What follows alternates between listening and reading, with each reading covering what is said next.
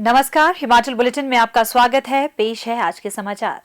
मुख्यमंत्री श्री जयराम ठाकुर ने आज शिमला के पीटर हॉफ में बजट 2022-23 पर आयोजित वर्चुअल जनसंवाद कार्यक्रम को संबोधित करते हुए कहा कि इस वर्ष का बजट प्रदेश के समग्र एवं समावेशी विकास पर केंद्रित है और इसमें प्रदेश में कार्यान्वित की जा रही योजनाओं में आवश्यकता आधारित सुधार तथा अनेक योजनाओं के आकार में वृद्धि को भी ध्यान में रखा गया है।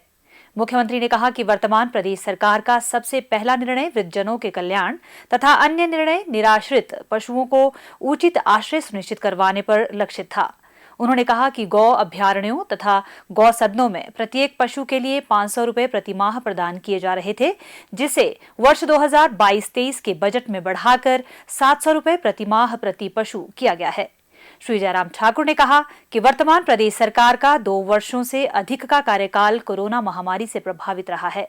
सभी चुनौतियों के बावजूद प्रदेश ने राज्य के लोगों तथा केंद्र सरकार के सक्रिय सहयोग और समर्थन से इस महामारी से निपटने में सफलता प्राप्त की है।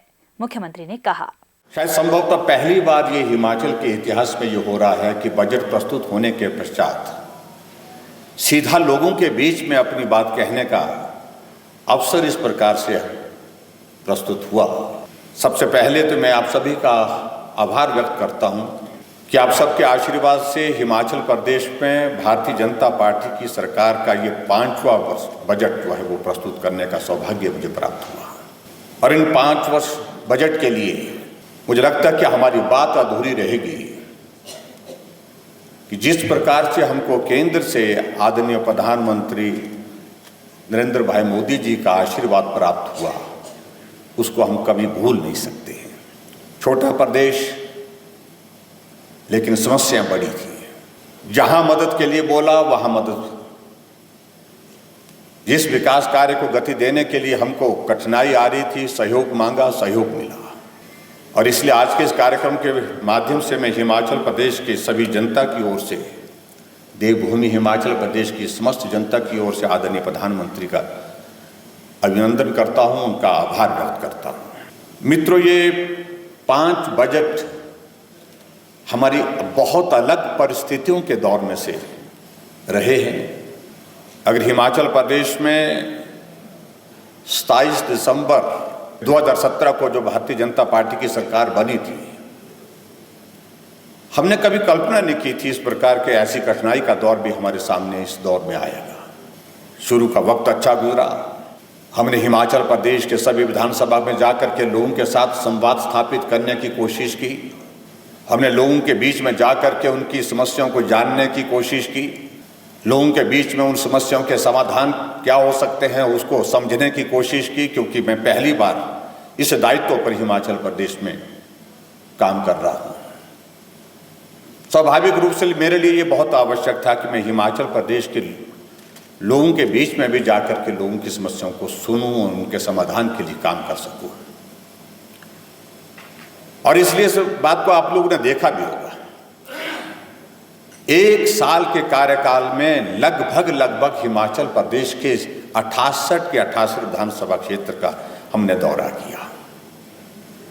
हम समझ सकें, हम जान सकें और उन समस्याओं का समाधान क्या हो सकता है, उस दिशा में आगे बढ़ सके।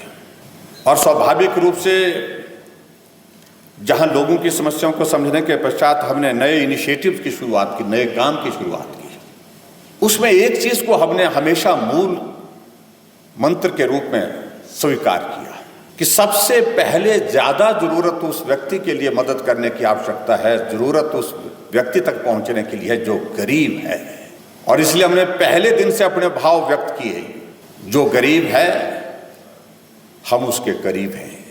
कोविड की परिस्थिति के कारण प्रदेश की इकोनॉमी बहुत बड़े स्तर पर प्रभावित हुई। अब की बार जो हमने बजट प्रस्तुत किया है, मुझे इस बात को लेकर के प्रसन्नता है कि उसमें उम्मीदों वाला बजट है। 51,365 करोड़ रुपए का हमने बजट प्रस्तुत किया है। और मैं इस बात को लेकर के ये भी मैं कहना आपके बीच में चाहता हूं कि जो हमारा अनुमान है जो कि प्रदेश की अर्थव्यवस्था में आने वाले समय में 8.3% वृद्धि होगी, ऐसा अनुमान हमारा है। हमारा ये बजट केंद्रित है, अगर केंद्रित है तो गरीब आदमी के लिए केंद्रित है। बहुत सारे वर्गों के लिए अलग अलग राहत तो दे सकते थे, उसके लिए हमने प्रयत्न किए, लेकिन हमारा मेन फोकस इस बजट का रहा है वो गरीब आदमी की मदद करने के लिए। जहां गरीब हैं वहां हम हैं। जो जरूरतमंद ऐसा वर्ग है जिसको मदद की जरूरत है, उसको मदद करने की हमने कोशिश की है। और मुझे पूरा भरोसा है, पूरा विश्वास है, इस बजट के माध्यम से जो भी नए इनिशिएटिव्स हमने शुरू किए हैं, जो नए बजट में जो प्रावधान किए हैं, उसका लाभ हिमाचल प्रदेश की जनता तक पहुंचाने में आप सबका एक बहुत महत्वपूर्ण योगदान रहेगा। और आप सबका समर्थन, आप सबका सहयोग जिस प्रकार से हमको पिछले लंबे समय से, पिछले 5 वर्षों से मिला है, उसके लिए मैं आपका हृदय से आभार व्यक्त करता हूं। और इस क्रम को हम आगे भी, आने वाले समय में भी हमको बनाए रखेंगे। गरीब आदमी के लिए मदद का रास्ता हमेशा के लिए बना रहे, उसके लिए आवश्यकता है हम आप सबका सहयोग लेकर के, आप सबका आशीर्वाद लेकर के, आप सबका समर्थन और सहयोग लेकर के इस काम को और तेजी के साथ आगे बढ़ाते रहें, ऐसा मुझे पूरा विश्वास है। आज के इस कार्यक्रम में आप सब बड़ी संख्या में जुड़े, आप सबका आभार व्यक्त करता हूं। और मैं आप सबसे यही निवेदन करना चाहता हूं, जो बजट की जो हमारी हाईलाइट्स हैं, जो मेन जो बिंदु हैं, प्रमुख बिंदु हैं, उनको आम जन तक पहुंचाने के लिए आप सब भी बहुत महत्वपूर्ण भूमिका निभा सकते हैं। आप सबके लिए ये बजट समर्पित है और भी बेहतर चीजें जो करने की आने वाले समय में होंगी वो भी हम करते रहेंगे। मुख्यमंत्री ने कहा कि पिछली प्रदेश सरकार के कार्यकाल के दौरान 28,000 करोड़ रुपए से अधिक का ऋण लिया गया। महामारी के बावजूद वर्तमान प्रदेश सरकार द्वारा लिया गया ऋण पिछली सरकार की तुलना में काफी कम है। श्री जयराम ठाकुर ने कहा कि इस बार के बजट में वृद्धावस्था पेंशन की आयु सीमा को कम करते हुए सभी के लिए बिना किसी आय सीमा के 60 वर्ष करने की घोषणा की है। उन्होंने कहा कि सामाजिक सुरक्षा पेंशन के जो लाभार्थी वर्तमान में 850 रुपए प्रति माह की पेंशन प्राप्त कर रहे थे, उन्हें अब 1,000 रुपए प्रति माह की पेंशन प्राप्त करने वाले लाभार्थियों को 1,500 रुपए प्रति माह तथा 1,500 रुपए प्रति माह प्राप्त कर रहे पेंशनरों को 1,700 रुपए प्रति माह प्रदान किए जाएंगे। उन्होंने कहा कि 60 से 65 वर्ष आयु वर्ग की महिलाएं भी बिना किसी आय सीमा के वृद्धावस्था पेंशन के लिए पात्र होंगी। उन्होंने कहा कि अब 7,50,000 लाभार्थियों को वृद्धावस्था पेंशन योजना का लाभ मिलेगा तथा इस पर कुल 1,300 करोड़ रुपए व्यय किए जाएंगे। उन्होंने कहा कि यह प्रथम अवसर है जब अन्य बजट दस्तावेजों के साथ जेंडर बजट स्टेटमेंट भी प्रस्तुत की गई। मुख्यमंत्री ने कहा कि आंगनबाड़ी कार्यकर्ताओं, आंगनबाड़ी सहायिकाओं और आशा कार्यकर्ताओं के मासिक मानदेय में भारी बढ़ोतरी की गई है। सिलाई अध्यापिकाओं, मिड डे मील कार्यकर्ताओं, जलवाहक शिक्षा विभाग, जलरक्षक, बहुउद्देश्य कार्यकर्ताओं, पैराफिटर तथा पंप ऑपरेटरों के मानदेय में भी बढ़ोतरी की है।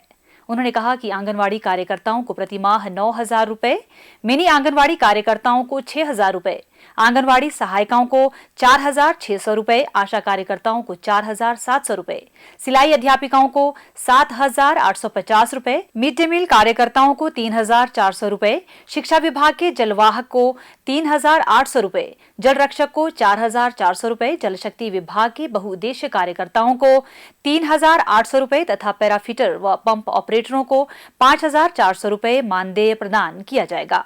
उन्होंने कहा कि दिहाड़ीदारों की दिहाड़ी 50 रुपए बढ़ाकर इसे 350 रुपए प्रतिदिन किया गया है। प्रत्येक आउटसोर्स कर्मचारी को भी न्यूनतम 10,500 रुपए प्रति माह प्रदान किए जाएंगे। इसके अतिरिक्त शहरी स्थानीय निकायों तथा पंचायती राज संस्थाओं के प्रतिनिधियों के मानदेय में भी बढ़ोतरी की गई है। श्री जयराम ठाकुर ने कहा कि मुख्यमंत्री गृहिणी सुविधा योजना तथा प्रधानमंत्री उज्ज्वला योजना के तहत एक अतिरिक्त निःशुल्क सिलेंडर प्रदान किया जाएगा, जिस पर 50 करोड़ रुपए की राशि व्यय की जाएगी। उन्होंने कहा कि मुख्यमंत्री हिमकेयर योजना के तहत अब पंजीकरण वर्ष भर किया जाएगा तथा इसका नवीनीकरण 3 वर्ष की अवधि के उपरांत होगा। उन्होंने कहा कि प्रदेश में पहले केवल 2 ऑक्सीजन संयंत्र थे, जबकि आज राज्य में 48 पीएसए ऑक्सीजन संयंत्र है। मुख्यमंत्री ने कहा कि प्रदेश सरकार ने 60 यूनिट तक बिजली की खपत पर जीरो बिलिंग करने का निर्णय लिया है, जिससे लगभग 4,50,000 उपभोक्ता लाभान्वित होंगे।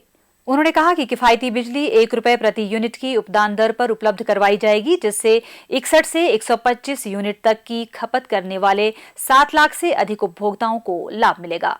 किसानों के लिए बिजली की दर 30 पैसे प्रति यूनिट होगी। मुख्यमंत्री श्री जयराम ठाकुर ने डेंटिस्ट डे के अवसर पर आज शिमला के ओक ओवर से मोबाइल डेंटल वैन को हरी झंडी दिखाकर रवाना किया। मुख्यमंत्री ने कहा कि 34,53,000 रुपए की लागत की यह डेंटल वैन पाठशालाओं तथा प्रदेश के दूरदराज क्षेत्रों में दंत चिकित्सा शिविरों का आयोजन करने में सहायक सिद्ध होगी। उन्होंने कहा कि यह डेंटल वैन दिव्यांगजनों को चिकित्सा प्रदान करने में भी सहायक सिद्ध होगी, जो चिकित्सा के लिए अस्पताल नहीं जा सकते।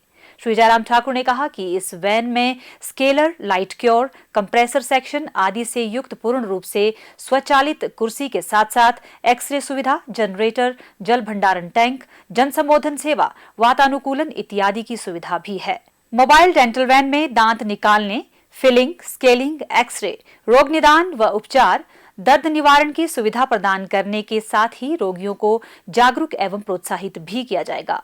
मुख्यमंत्री ने कहा, समाज में अवेयरनेस की दृष्टि से आज की तारीख में भी हम अनुभव कर रहे हैं कि और ज़्यादा अवेयरनेस अभी तक जो है डेंटल हाइजीन के साथ साथ में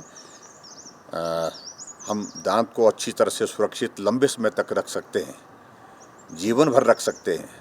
उसके लिए एक अवेयरनेस की दृष्टि से भी इसमें बहुत बड़ी एक मदद मिलेगी और उसके साथ साथ में जो ट्रीटमेंट जो इग्नोर होता है ग्रामीण क्षेत्रों में, खासतौर से दांत की दर्द को बहुत गंभीरता से लोग नहीं लेते हैं और बाद में या तो दांत निकालना पड़ता है और कई बार ऐसी स्थिति होती है कि वो दांत की बीमारी और तरह ज़्यादा खतरनाक हो जाती है। तो ऐसी परिस्थिति में वो सारी चीज़ें ना हो और हम बेहतर ढंग से डेंटल के ट्रीटमेंट के लिए, दांत की ट्रीटमेंट के लिए जो है वो ग्रामीण क्षेत्रों में अवेयरनेस के साथ साथ में लोगों को ये सुविधा दे सके इलाज के लिए। ये सुविधा आज की तारीख में जो शुरू की जा रही है, इसके लिए मैं बहुत बहुत बधाई देता हूँ और मैं समझता हूँ कि आज पहली बार ही शुरुआत हुई है हिमाचल प्रदेश में एक जगह से और आने वाले समय में हम कोशिश करेंगे कम से कम 10 जिलों में इस प्रकार की ये सुविधा हम उपलब्ध करा सकें। इस प्रकार की डेंटल क्लिनिक जो है, जो मोबाइल होगी, जो ग्रामीण क्षेत्रों में जाकर के लोगों को बहुत बड़ी एक सुविधा देगी। मुख्यमंत्री श्री जयराम ठाकुर ने आज जिला चंबा के दिव्यांग श्री सुनील पथिक द्वारा लिखित पुस्तक आशाओं भरा सफर का विमोचन किया।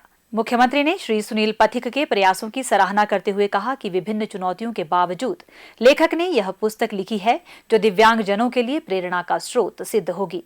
उन्होंने कहा कि श्री सुनील पथिक ने यह साबित किया है कि व्यक्ति समर्पण तथा प्रतिबद्धता के साथ सभी चुनौतियों पर विजय पा सकता है। हिमाचल बुलेटिन देखने के लिए सब्सक्राइब करें YouTube channel IPR Himachal, follow करें ट्विटर @DPRHP, लाइक करें Facebook page information and public relations department Himachal Pradesh, visit करें वेबसाइट www.himalpr.gov.in। इस अंक में इतना ही, कल फिर होगी मुलाकात। दीजिए इजाजत, नमस्कार।